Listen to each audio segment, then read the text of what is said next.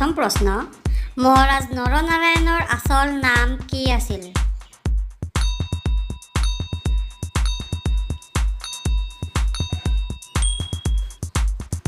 উত্তৰ মল্লদেৱ। পৰৱৰ্তী প্ৰশ্ন কোচ ৰাজ্য কেতিয়া দ্বিখণ্ডিত হৈছিল?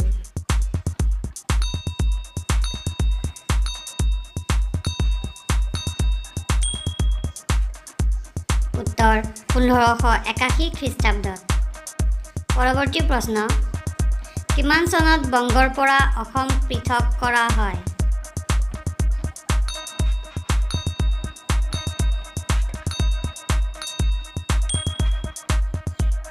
উত্তৰ 1874 চনত। পৰৱৰ্তী প্ৰশ্ন কেতিয়াৰ পৰা অসমীয়া ভাষাৰ পুনৰ প্ৰচলন হয়?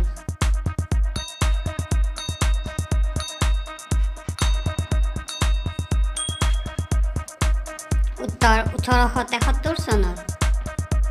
পৰৱৰ্তী প্ৰশ্ন অসম সাহিত্য সভাৰ প্ৰথম অধিৱেশন কেতিয়া অনুষ্ঠিত হৈছিল?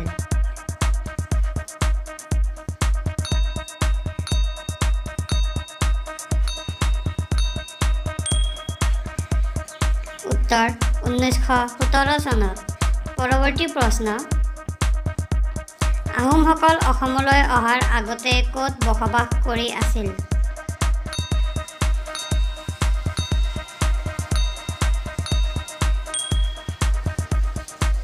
উত্তৰ মাওলুং ৰাজ্যত।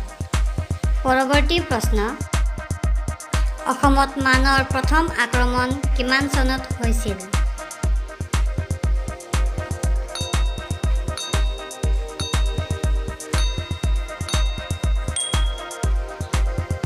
উত্তৰ 1817 চনত।